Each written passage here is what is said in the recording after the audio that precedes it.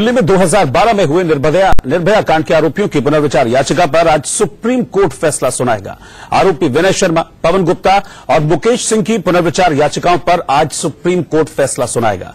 तीनों आरोपियों ने फांसी की सजा पर पुनर्विचार करने की याचिका डाली है, जिस पर अब से कुछ देर में सुप्रीम कोर्ट फैसला सुना सकता है।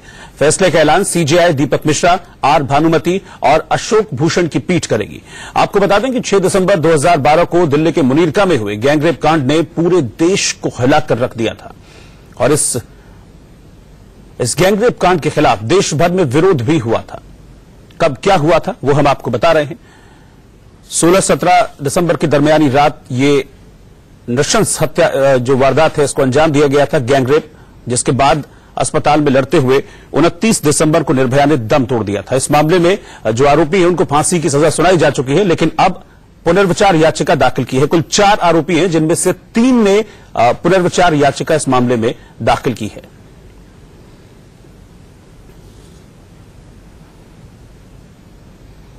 तो सुप्रीम कोर्ट अब से कुछ देर में इस पुनर्विचार याचिका पर फैसला सुना सकता है। इस बीच हमारे संवाददाता आशीष सिन्हा ने निर्भया के माता पिता से बात की है। 16 दिसंबर गैंगरेप मामले में दोषियों की पुनर्विचार याचिका पर आज सुप्रीम कोर्ट अपना फैसला सुनाएगा। हमारे साथ निर्भया के माता और पिता दोनों हैं। एक लंबा इंतजार करना पड़ा। उनकी जो दिल्ली हाई कोर्ट के खिलाफ याचिका थी उसे कोर्ट ने पिछले साल खारिज किया था और फांसी की सजा पर मुहर लगाया था, लेकिन पुनर्विचार याचिका पर सुनवाई और फिर फैसला रिजर्व करना एक लंबा समय हो गया। हाँ, बहुत लंबा समय हो गया। 1 साल इनको पुनर्याचिका लगाने में लग गई, फिर भी अभी पता नहीं चारों का आया है कि नहीं। इंसाफ की उम्मीद लग रही है क्योंकि अब पुनर्विचार याचिका पर सुप्रीम कोर्ट फैसला सुनाएगा। हाँ, मुझे विश्वास है कि सुप्रीम कोर्ट उनकी पुनर्याचिका अपील खारिज करेगी और उनको फांसी की सजा सुनाएगी। आप भी चाहती हैं कि जल्द से जल्द निचली अदालत जो है उनके खिलाफ डेथ वारंट जारी करे, क्योंकि प्रोसीजर यही करता है कि अगर सुप्रीम कोर्ट पुनर्विचार याचिका खारिज कर देता है तो निचली अदालत डेथ वारंट जारी करता है और उसके बाद उनकी फांसी होगी। हाँ, मैं यही उम्मीद करती हूँ कि सुप्रीम कोर्ट से जैसे फैसला आए, और मैं लोअर कोर्ट से हमारी रिक्वेस्ट है कि इनको जल्दी से जल्दी वारंट निकाले और जल्दी से जल्दी इनको फांसी की सजा सुनाए। बद्रीनाथ जी, आपने भी एक लंबी लड़ाई लड़ी है और आज सुप्रीम कोर्ट पुनर्विचार याचिका पर अपना। देखिए, हम सबको ये उम्मीद है कि आज का जो फैसला होगा एक बहुत बड़ा निर्णय होगा, क्योंकि पुनर्विचार याचिका है ये जब खारिज होगा तभी हम कुछ उम्मीद कर सकते हैं कि इनको फांसी अब जल्दी हो सकती है। जो कानून बना है या फिर भी कानून है, जो भी कानून है, ये महिलाओं की सुरक्षा के लिए सरकार जरा भी सोच नहीं रही है। हर पार्टी को सिर्फ उनको वोट चाहिए कि वो सत्ता में बने रहें। महिलाओं के साथ क्या हो रहा है, समाज के साथ क्या हो रहा है, ये कोई मायने नहीं इन लोगों के। तो जब तक सजा नहीं होगी अपराध तो नहीं रुक सकते। निर्भया के माता पिता दोनों साफ तौर पे कहना है कि जब तक सजा नहीं होगी ये जो अपराध हैं वो नहीं रुकेंगे। 2 बजे सुप्रीम कोर्ट फैसला सुनाएगा और इनकी उम्मीद यही है कि उनकी पुनर्विचार याचिका खारिज करेगा और फांसी की सजा पर मुहर लगाएगा। कैमरामैन कृपाल के साथ आशीष सिन्हा, इंडिया न्यूज, दिल्ली। और सीधा न्यूज रूम की ओर रुख करूंगा। मैं इस वक्त हमारे साथ एडिटर न्यूज आंचल आनंद जुड़ गई हैं न्यूज रूम से। मैं उनके पास चलता हूं। आंचल, बस सबसे कुछ ही देर में इस पर फैसला आने वाला है। सुप्रीम कोर्ट जो 3 लोगों ने पुनर्विचार याचिका दाखिल की है फांसी को लेकर, उस पर फैसला सुनाने वाला है। और अभी हम जैसे सुन भी रहे थे निर्भया के माता पिता, उन्होंने यही उम्मीद भी जताई है और यही मांग भी की है कि फांसी ही होनी चाहिए, उनकी जो पिटीशन है वो खारिज हो जाए।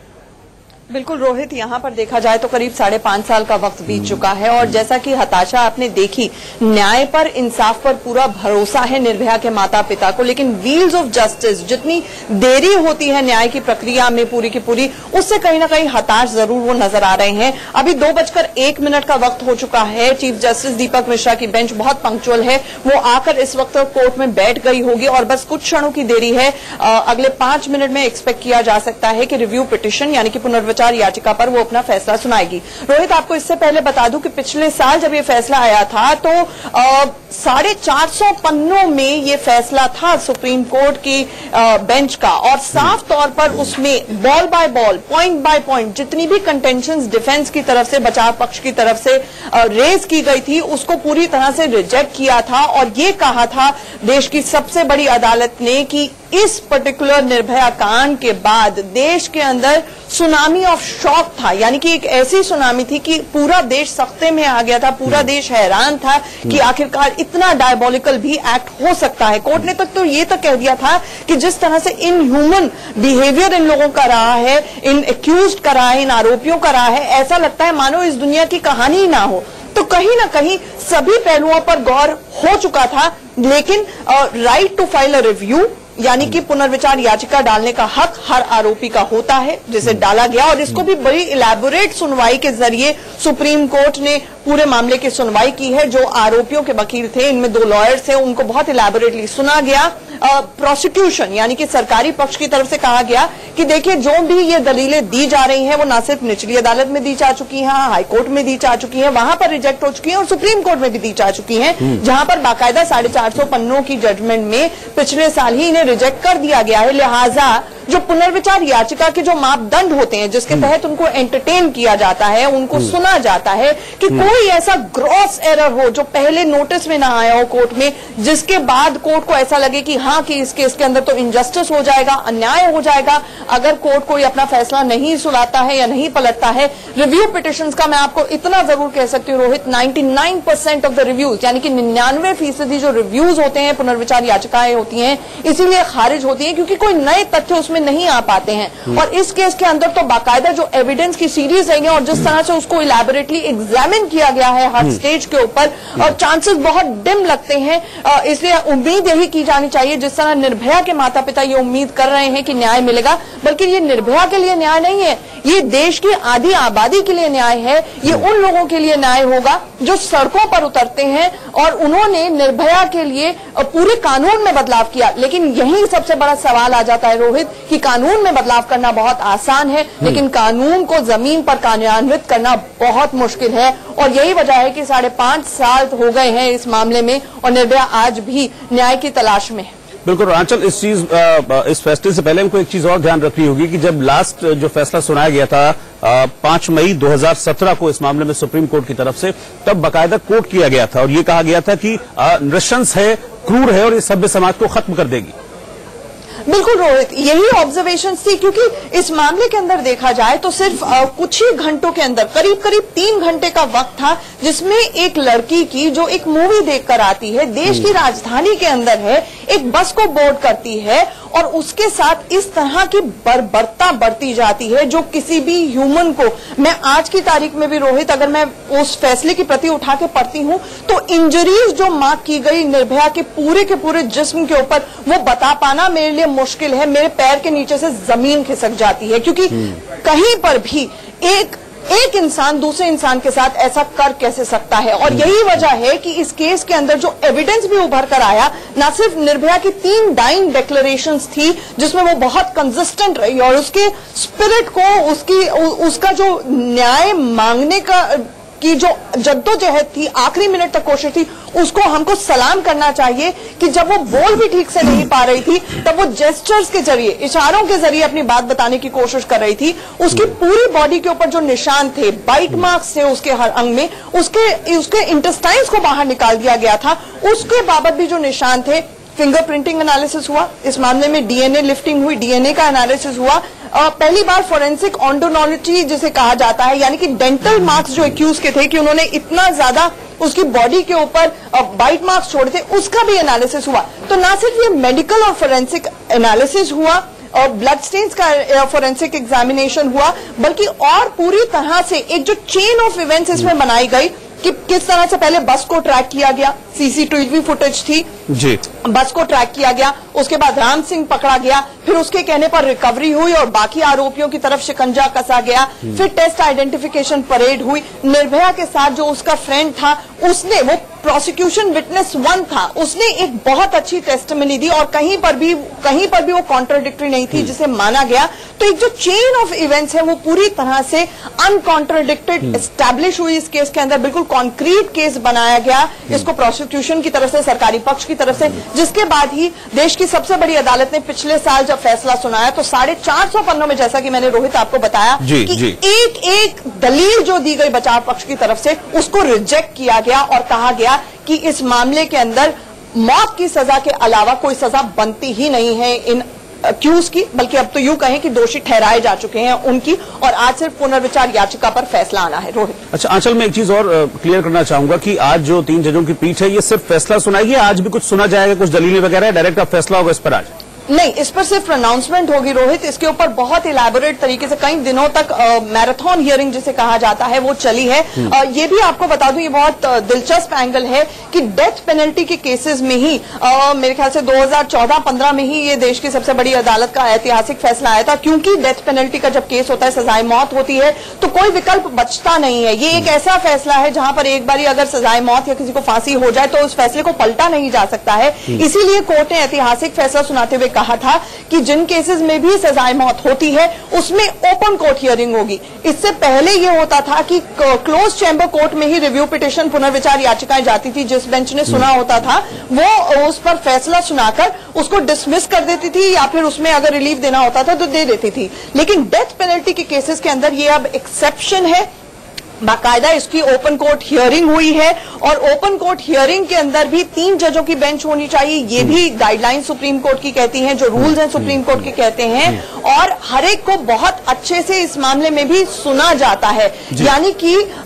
पूरे जो तीनों एक्यूज हैं इस मामले में, तीनों जो दोषी ठहराए जा चुके हैं पिछले साल, उनकी बहुत इलैबोरेट हियरिंग हुई है। उन्होंने हर पक्ष रखा है। ये कहने की भी कोशिश की गई मुकेश की तरफ से कि वो तो बस में था ही नहीं।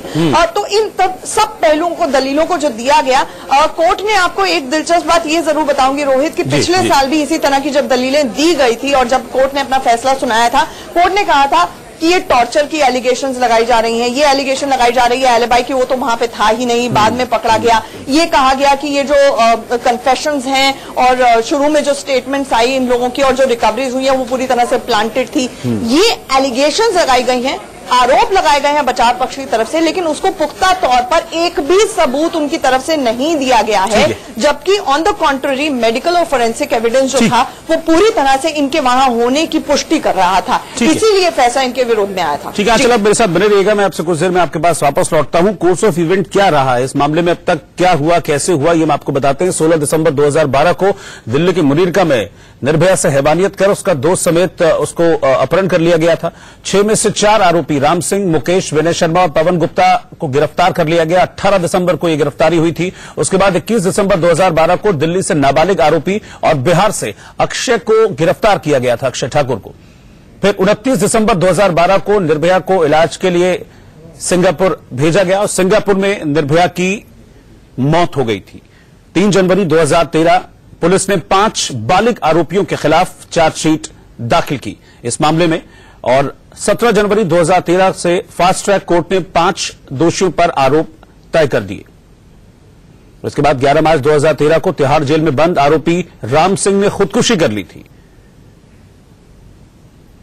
फिर 31 अक्टूबर 2013 को जुवेनाइल बोर्ड ने नाबालिग दोषी को 3 साल के लिए सुधार गृह भेजा था, क्योंकि नाबालिग था इसलिए जुवेनाइल जस्टिस एक्ट के तहत उस पर केस चला था। 10 सितंबर 2013 को फास्ट ट्रैक कोर्ट ने 4 आरोपियों मुकेश, विनय, पवन और अक्षय को दोषी ठहराया। 13 सितंबर 2013 को कोर्ट ने आरोपी मुकेश, विनय, पवन और अक्षय को मौत की सजा सुनाई। 13 मार्च 2014 को दिल्ली हाईकोर्ट ने चारों दोषियों की मौत की सजा को बरकरार रखा था। इसके बाद फिर सुप्रीम कोर्ट मामला पहुंचा। 15 मार्च 2014 को सुप्रीम कोर्ट ने दोषियों को फांसी दिए जाने पर रोक लगा दी थी। फिर 20 दिसंबर 2015 को नाबालिग अपराधी को बाल सुधार गृह से रिहा कर दिया गया, क्योंकि जुवेनाइल जस्टिस एक्ट के तहत उसको 3 साल से ज्यादा रखा नहीं जा सकता था, इसलिए उसको रिहा किया गया। 5 मार्च 2017 को सुप्रीम कोर्ट ने चारों आरोपियों की मौत की सजा को बरकरार रखा। 9 नवंबर 2017 को आरोपी मुकेश ने सुप्रीम कोर्ट से फांसी की सजा बरकरार रखने की पुनर्विचार याचिका दाखिल की थी, और इसी अब पुनर्विचार याचिका पर आज 3 जजों की जो बेंच है वो फैसला सुनाने वाली है। लेकिन जो निर्भया के माता पिता हैं वो क्या कह रहे हैं इस फैसले से पहले, उनके मन में क्या चल रहा है, ये जानने की हमने कोशिश की। आशीष सिन्हा ने उनसे बात की।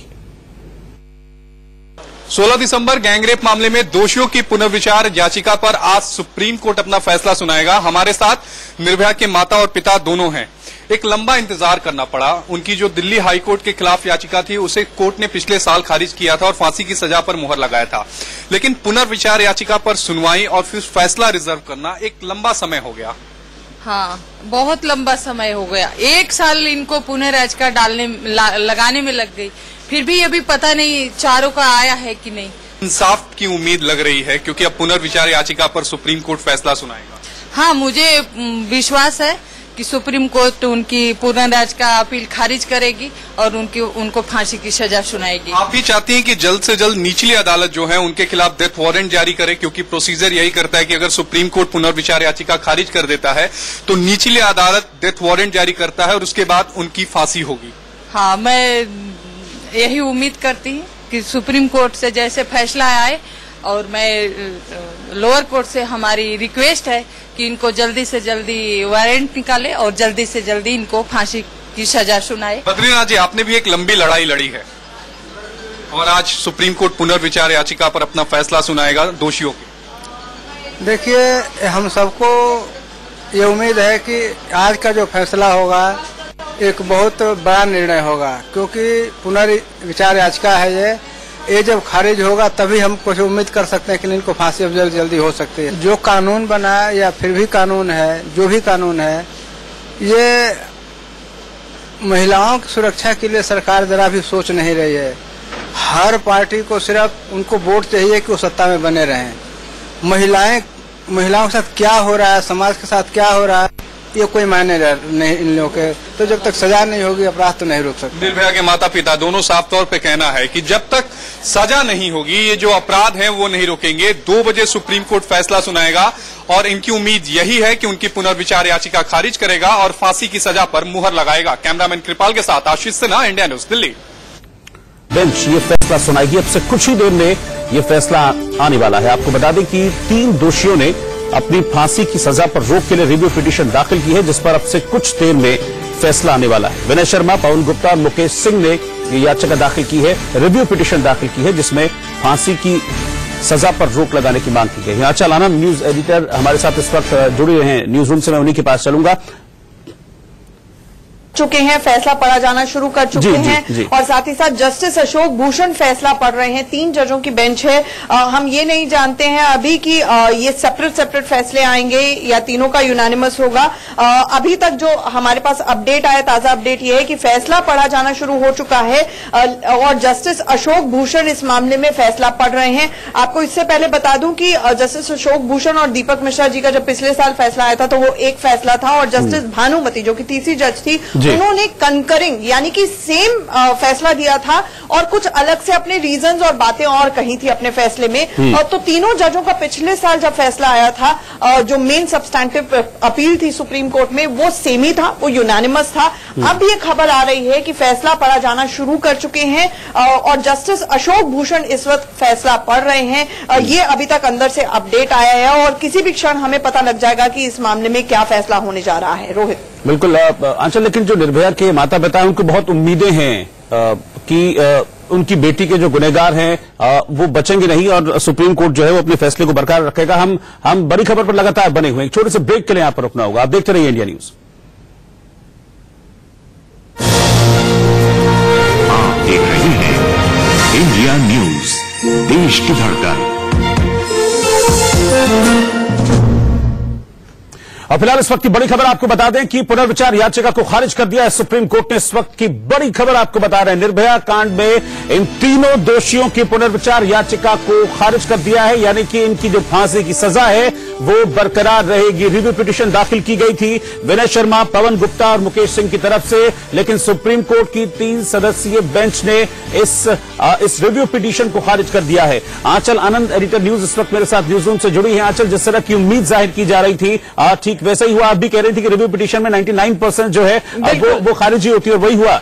बिल्कुल रोहित, क्योंकि बचाव पक्ष की तरफ से कोई नया तथ्य नहीं लाया गया, कोई ऐसी बात नहीं बताई गई जिससे लगे कि ऐसे 450 पन्नों का जो पिछले साल फैसला आया था उसमें कुछ ऐसा ग्रॉस एरर हो, यानी कि ऐसी गलती हो जिसको दुरुस्त किया जाना बहुत ज्यादा जरूरी है। कोई ऐसी दलील हो, मान लीजिए वो दलील ऐसे लेवल की होनी चाहिए कि जिस आदमी को एक्यूज पहले ठहराया गया, प्रोसिक्यूशन की गई और अदालतों में वो मामले में दोषी ठहरा दिया गया और अचानक से पता चले अरे वो तो वहां पे था ही नहीं। तो इस तरह के ग्रॉस एरर ही होते हैं जब रिव्यू पिटीशन में कोई भी रिलीफ यानी कि राहत मिलती है आरोपियों को, दोषी करार दिए जा चुके लोगों को। और ऐसा इस मामले में कोई नया तथ्य नहीं उजागर हुआ था। जो भी दलीलें थी वो पहले निचली अदालत से लेकर देश की सबसे बड़ी अदालत तक ली जा चुकी थी, बल्कि पिछले साल के अपने 450 पन्नों के फैसले में एक एक चीज को, एक एक दलील को बचाव पक्ष की खारिज किया जा चुका था। इसीलिए सुप्रीम कोर्ट का यह बहुत अहम फैसला आया है जिसमें रिव्यू पिटिशन जो है वो खारिज कर दी गई है। निर्भया के ये दोषी हैं, ये कोर्ट ने ठहरा दिया है। इसके पीछे क्या कारण दिए गए हैं वो अभी सामने आएंगे, लेकिन रोहित इसके आगे की प्रक्रिया भी मैं आपको बता दूं। जिस तरह से निर्भया के माता पिता से आज हमारे सहयोगी आशीष ने भी कुछ देर पहले बात की है, आज रिव्यू पिटिशन खारिज हुआ है, लेकिन इसका मतलब ये नहीं है कि लीगल ऑप्शंस पूरी तरह से बंद हो चुकी हैं। अब जब दो लीगल ऑप्शंस हैं उनके बारे में आपको बता दूं। सबसे पहली तो है क्यूरेटिव पिटिशन, और वो भी एक तरह से रिव्यू पिटिशन के को चैलेंज करते हुए क्यूरेटिव पिटिशन दाखिल किया जाता है। उसके जो स्टैंडर्ड्स होते हैं वो और ज्यादा कड़े होते हैं और क्यूरेटिव पिटिशन की प्रक्रिया और ज्यादा मुश्किल होती है। ऐसे में वो तो 99.9% रिजेक्ट होते हैं। तो एक तो ये ऑप्शन होती है, लेकिन ये जो अक्यूज हैं, दोषी ठहराए जा चुके लोग हैं, उनका क्योंकि ये कानूनी हक है और इस केस में क्योंकि डेथ पेनल्टी हो चुकी है तो वो हो सकता है क्यूरेटिव पिटिशन दाखिल करें, वो स्वतंत्र है इसको दाखिल करने के लिए, नंबर एक। और दूसरा होता है मर्सी पिटिशन। मर्सी पिटिशन जाता है सीधा राष्ट्रपति के पास, और जैसा कि आप जानते हैं उसके अंदर एमएचए के थ्रू यानी केंद्रीय गृह मंत्रालय के थ्रू पहले बाकायदा तथ्यों की पुष्टि की जाती है। इस मामले में क्या पार्डन दी जा सकती है, क्या इनको इनकी सजा को फांसी की सजा से कम करके लाइफ इम्प्रिजनमेंट किया जा सकता है, उसके अलग क्राइटेरियाज होते हैं। तो वो जो होता है वो राष्ट्रपति के पास मामला लंबित पड़ा रहता है। और जैसा कि हम जानते हैं कि एमएचए में बाकायदा इसको लेकर एक बहुत लंबी लिस्ट है, बहुत सारे लोग हैं। मतलब एक दशक के अंदर अगर करीब 1450 या 1500 के करीब डेथ सेंटेंसेस, सजाए मौत दी जा चुकी हैं, तो जो निपटारा है वो पिछले ही कुछ, अगर एक दशक में देखा जाए तो 3 सजाए मौत को एग्जीक्यूट किया गया है, 3 फांसियां दी गई हैं, अफजल गुरु की, मोहम्मद अजमल कसाब की और साथ ही साथ याकूब मेमन की। तो वो भी ट्रैक रिकॉर्ड कुछ ज्यादा अच्छा नहीं है। ऐसे में निर्भया के माता पिता जब अदालत से आज बाहर निकलेंगे तो हाँ, उनको शांति जरूर होगी कि रिव्यू पिटिशन एक और पड़ाव है, कानूनी पड़ाव है, क्योंकि लंबी कानूनी जंग है, वो ये जानते हैं और मेरी भी उनसे बातचीत हो चुकी है। वो प्रिपेयर्ड हैं कि आज पुनर्विचार याचिका जो है वो खारिज हुई है, लेकिन उनकी बस विनती और गुजारिश यही है कि न्याय जल्द होना चाहिए। फांसी के अलावा इनकी कोई और सजा नहीं बनती है। ऐसे में फांसी जल्द से जल्द हो। रोहित, आंचल, मैं आपसे जानना चाहूंगा कि जब ये रिव्यू पिटिशन दाखिल की गई थी उसके बाद से लेकर अब तक किस तरह के कोर्स ऑफ इवेंट रहे, किस तरह की दलीलें कोर्ट में पेश की गई इनको बचाने के लिए, इनके वकीलों की तरफ से वो चीज एक और अपडेट आपको दे दूं मैं रोहित, जो अभी आ रहा है वो ये अपडेट है कि दोषियों के वकील ने इंडिया न्यूज से कहा है, यानी कि हमारे सहयोगी आशीष वहां पर इस वक्त मौजूद है, 2 वकील हैं दोषियों के, एक तो एपी सिंह है और दूसरे एमएल शर्मा है। उन्होंने ये कहा है कि वो क्यूरेटिव पिटिशन दाखिल करेंगे, जैसा कि मैंने आपको पिछले सवाल का जवाब देते हुए बताया था कि वो एक लीगल ऑप्शन होती है जो एक्सरसाइज होती है और दोषी करार दिए जा चुके लोगों द्वारा। तो ये क्यूरेटिव पिटिशन दाखिल किया जाएगा, यानी कि और लंबा वक्त तो कम से कम ये पड़ाव तो बन ही गया है कि एक और लीगल पड़ाव होगा। लेकिन जिस तरह मैंने आपको बताया कि 99% पुनर्विचार याचिकाएं खारिज होती हैं, 99.9% क्यूरेटिव पिटिशंस भी खारिज होते हैं, बल्कि मेरी याददाश्त में तो ऐसा कोई क्यूरेटिव पिटिशन याद ही नहीं आता है मुझे जो कि एक्सेप्ट किया गया हो सुप्रीम कोर्ट ऑफ इंडिया में पिछले 15 साल में। ये जुरिस्डिक्शन और इस तरह के क्यूरेटिव पिटिशन को एंटरटेन किया जाना भी पिछले 2002 के बाद ही शुरू हुआ और ये जुरिस्डिक्शन निकाली गई। तो ऐसे में कुल मिलाकर ये जरूर है कि इस मामले में अंततोगत्वा सब जानते हैं कि फांसी की सजा दी जा चुकी है। अब सवाल सिर्फ यही उठता है कि कितनी जल्दी ये फांसी होती है तो निर्भया के दोषियों को न्याय मिल पाता है। अच्छा आंचल, मैं एक चीज और जानना चाहूंगा, जैसे क्यूरेटिव पिटिशन है, इसका क्या प्रोसेस होता है? क्या ये भी काफी लेंथी प्रोसेस होता है, क्योंकि इसमें भी लगभग 1 साल तो लग ही गया रिव्यू पिटिशन के बाद? बिल्कुल, लेकिन फर्क सिर्फ इतना है रिव्यू पिटिशन के बाद, क्योंकि रिव्यू पिटिशन में डेथ पेनल्टी के केसेस के अंदर अब इन चेंबर सर्कुलेशन के जरिए फैसला नहीं होता है, यानी कि जो बाकी सिविल मैटर्स हैं रिव्यू पिटिशन के या बाकी क्रिमिनल मैटर्स हैं उसमें क्या होता है कि जजों के पास फाइलें जाती हैं, वो पहले मामला सुन चुके होते हैं, वो अवेयर होते हैं फैक्ट से, तो वो फाइल नोटिंग के जरिए ही कुछ नए तथ्य होते हैं उनको देख लेते हैं। अगर वो मेरिट करता है तो ओपन कोर्ट में हियरिंग होगी, नहीं तो वहीं पे सर्कुलेशन से डिसमिस हो जाता है। ये नॉर्मल रिव्यू पिटिशन है। जो डेथ पेनल्टी के रिव्यू पिटिशन है वो ओपन कोर्ट में हियरिंग होती है, पूरा मौका दिया जाता है, 3 जजों की बेंच इस मामले की सुनवाई करती है, जिसमें कहा जा सकता है रिलीफ के चांसेस बहुत कम होते हैं। क्यूरेटिव पिटिशन उसका स्टेप फॉरवर्ड है, उसमें भी जो स्टैंडर्ड्स हैं कोर्ट के उसको एंटरटेन करने के वो बहुत ज्यादा कठिन होते हैं, लेकिन क्यूरेटिव पिटिशन के अंदर ओपन कोर्ट में सुनवाई नहीं होती है। वो एक तो सबसे पहले तो उसमें सैंक्शन का प्रोसेस होता है कि सीनियर एडवोकेट इस बाबत बाकायदा बात करते हैं, पिटिशन में अपनी हामी भरते हैं कि इस मामले में क्यूरेटिव पिटिशन बनता भी है या नहीं, और अगर ऐसा हो पाता है और senior advocate of supreme court of India जब ये बात कहते हैं उसी के बाद उसको एंटरटेन किया जाता है। और उसके प्रोसेस को देखिए रोहित, सुप्रीम कोर्ट में या फिर किसी भी देश की अदालत में जिस देश के अंदर 3 करोड़ से ज्यादा केसेस लंबित पड़े हों तो कट ऑफ डेट देना बहुत ज्यादा मुश्किल है। बल्कि मुझे तो लगता है कि हाल फिलहाल में आपकी जानकारी में होगा किस तरह से पाकिस्तान में एक बच्ची के साथ 5-6 साल की बच्ची के साथ जब बलात्कार हुआ था तो उस केस के अंदर 1 हफ्ते के अंदर अंदर ना सिर्फ दोषी को नैब कर लिया गया था, इतने लोगों के डीएनए एविडेंस हो गए थे उस इलाके के, जितने लोग उस पूरी की पूरी डिस्क्रिप्शन को फिट इन कर रहे थे उनको उठा लिया गया था और उसके बाद उसमें निचली अदालत का फैसला भी आ गया। तो हो सकता है कि कुछ हमें जो चीज है, अब जो सबक है वो पाकिस्तान से अगर सीखने को मिलते तो सीख लें, लेकिन ये भी सच है कि हमारे देश के अंदर हमारे लोकतंत्र की सबसे बड़ी खासियत ये है कि ये कहा जाता है कि भले ही 99 लोग छूट जाएं लेकिन एक को भी गलत तरीके से फांसी नहीं होनी चाहिए। तो देरी भले ही हो जाए लेकिन न्याय होना भी उतना ही ज्यादा जरूरी है रोहित। बिल्कुल। और निर्भया के माता पिता इस वक्त बड़ी राहत महसूस कर रहे होंगे क्योंकि फैसला आने से पहले हमारी बात हुई थी, हालांकि वो इस चीज को लेकर श्योर थे कि सुप्रीम कोर्ट फैसला बरकरार रखेगा। कम से कम उनके लिए बहुत बड़ी तसल्ली है भी। बिल्कुल, उनके लिए बहुत बड़ी तसल्ली होगी। बद्रीनाथ जी से और आशा देवी जी से मेरी भी कई बार बात हुई है और जब पिछले साल ये फैसला आया था तब भी जब मैंने उनसे पूछा था कि हर रोज अगर आप निर्भया को याद करते हैं तो कैसे याद करते हैं, तो वो कहते हैं कि देखिए हम भूल तो सकते ही नहीं है, हम इसको जी रहे हैं, ये हर रोज की जो पेन है, दुख है, हम इसको हर रोज जी रहे हैं। लेकिन उन्होंने ये कभी नहीं सोचा था कि इतना ज्यादा उनको समाज का सपोर्ट मिलेगा। वो इस बात से बहुत ज्यादा खुश हैं कि पूरा का पूरा समाज उनके लिए खड़ा हुआ, ना सिर्फ सड़कों पर उतरा, उनकी बेटी को न्याय दिलाने की कोशिश की, बल्कि अब वो खुद भी ये सोचते हैं कि देखिए कानून तो बदल दिया गया निर्भया के बाद, उसके बाद रेप के मामले खत्म हो गए, तो उन्होंने कहा नहीं हुए। और वो यही चाहते हैं कि एक जो पनिशमेंट होती है, जो सजाए मौत दी जाती है, उसका सबसे बड़ा मकसद ये होता है कि डेटरेंट की तरह एक्ट करे, लोगों को डराए कि किसी की हिम्मत ना हो, कानून का इतना ज्यादा डर हो कि वो इस तरह का कांड, इस तरह की हरकत दोबारा ना कर पाए। क्या वो जमीन पर हुआ? क्या और निर्भया सामने नहीं आई? क्या देश में रेप के मामले बंद तो छोड़िए कम भी हुए?